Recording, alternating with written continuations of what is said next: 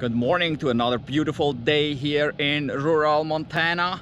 It is a little early, about 6 a.m. We've already been up, fed the animals, and we're gonna take the Cybertruck out for a ride today. We are going to Spokane to the Liberty Lake Tesla Service Center. We got a few items that they need to look at here at the Cybertruck.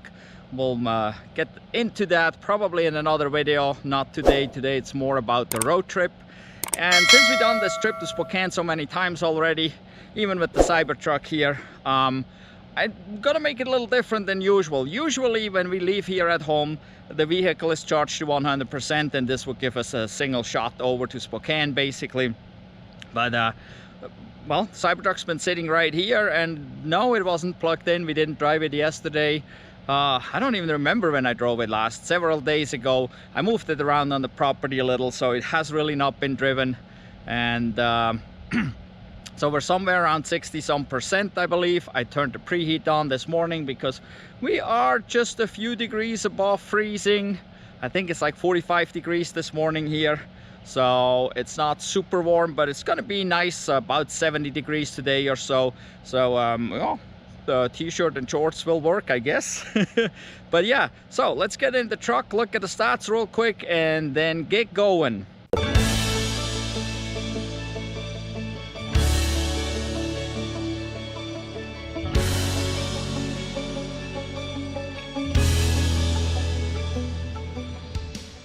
It is at 65%, 6:16 a.m., 40 degrees this morning here. Little chilly. Got the trip meter here reset for the total trip. And well, since last charge, it's been a while. We drove 25 miles since. So that will be somewhere out there. Then we'll have the current drive here to look at as well. Since we are not fully charged here, we need to stop. And it says here we are stopping in St. Regis, which is almost an hour from here, and we'll be there with about 37%. So we'll see how accurate that is. We'll add a little juice there, and then we should be able to make it to Spokane. There is a charger before. There's one in Superior we could stop at. There's also a charger after St. Regis in Coeur d'Alene, which is almost in Spokane, that we also could stop at.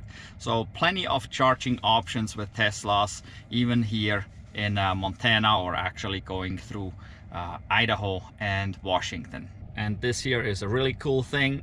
Once you buckle up, you get tap to activate drive, and basically all you do is step on the brake pedal and it puts it in drive. And if there's something in front of the vehicle, it would put it in reverse. So almost never ever I have to swipe here in the beginning of a drive.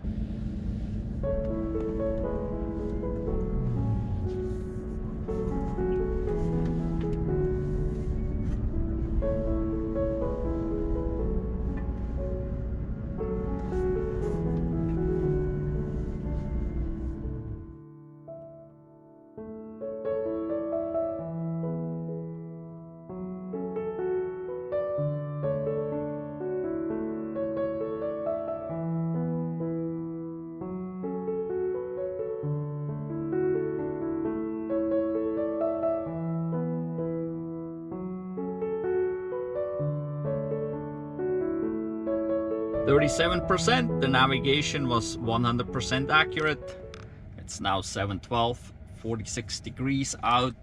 It says we got to spend about 10 minutes here charging, and then we should be able to make it to the Tesla Service Center. So here our current drive, we were 56 miles, 52 minutes at 617 watt-hours per mile. That is pretty good. Considering it was also preconditioning the battery for faster charging here the whole entire way. So the battery was pretty cold since we haven't been driving or anything. There was no charging going on for the last couple of days and whatever. So we're not doing too bad at all here with this. So we better plug in, and then in about 10 minutes we can keep on going.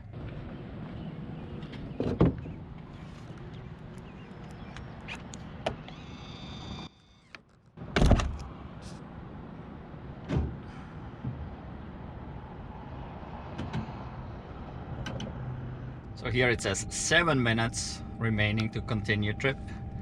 It's at 10 in the estimation. Now we're plugged in here and it's ramping up.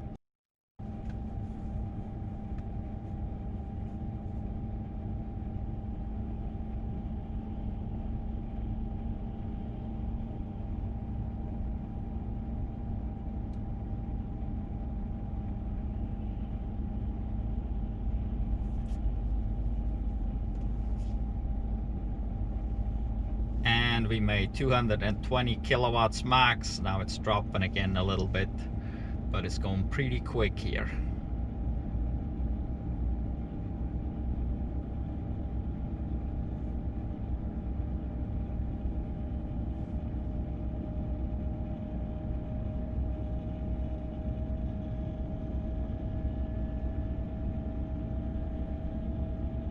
Here we go, we're already at 62%, enough charge to continue trip. We're still plugged in, going at 108 kilowatts here. Not very high, could go a little higher at 62%, but well, we got enough. So right now it tells us we would get to the Liberty Lake Tesla at 17%. It is 7:27 now, 47 degrees out. Let's unplug. Alright, we ended up with exactly 63%, and now we'll get going to Liberty Lake.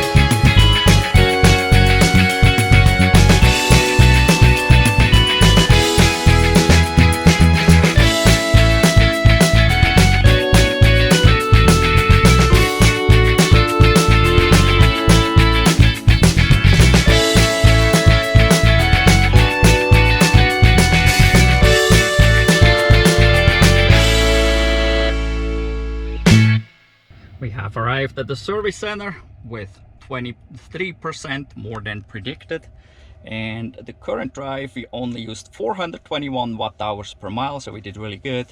It was 110 miles. So well, now we gotta get this thing dropped off here, and since we are above 20%, I'm not going to bother to park it out at the Supercharger If you would have come in lower, I probably would have left it out there, but now we're just dropping it off right in here and they can take care of it from here.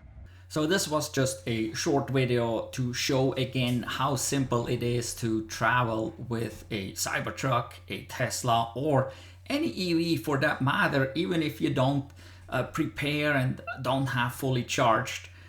It is possible to do these trips, especially with a Tesla, or at least access to the Tesla Supercharging Network, like Rivian already has, and so many other cars are now getting access to that network, and this way you can actually travel really simple. It becomes simpler every year, more chargers out there, and so less preparation is needed, less calculations. You don't have to worry about range anymore. Range anxiety is really not a thing so much anymore, at least not on the main routes at this point. If you're going out off in the boonies, yeah, you may have to do a little planning. But as we get more and more charging stations, it becomes simpler to travel with an EV, even in rural areas where we're at. If you're looking at the West Coast and East Coast, there are so many chargers, it's really not a problem to travel there. And most of the time, over 90%, we just charge at home, and so there's never even an issue there, and it's super cheap to charge at home. So, but yeah, basically just a little short video. We took the truck in for a few items to be looked at. We'll get into that in some other video. This is just to show here how simple it is to travel with the Cybertruck. And the Cybertruck is wonderful to drive. Really, it drives like a car, but it's still a truck, and it can work like a truck. So yeah, we're still super happy with our Cybertruck. Well, make sure that you give us a thumbs up for this video. If you're not familiar with our channel, go click the channel icon, look at all our other videos. We got tons of stuff. And if you have range anxiety still at this point, go watch our travel videos. We have travel videos with the 2013 Tesla Model S, with the 2018 Tesla Model 3, with a 2020 Chevy Bolt, 2022 Chevy Bolt EUV.